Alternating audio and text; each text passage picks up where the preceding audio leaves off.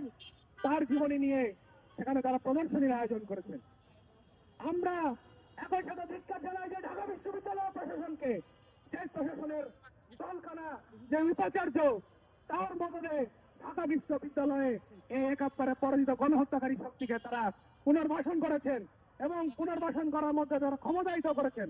আজকের এই সমাবেশ থেকে আমরা এই ধৃষ্টতার তীব্র নিন্দা ও প্রতিবাদ জানাই এবং একই সাথে আমরা বলতে চাই যে স্বরাষ্ট্রমন্ত্রী দায়িত্ব নিয়েছেন, বলেছেন এই দেশে আর কোনো মব হবে না, এই দেশে এখন আইন শৃঙ্খলার যে আইনের যে শাসন, সেই আইনের শাসন এখানে প্রতিষ্ঠিত হবে।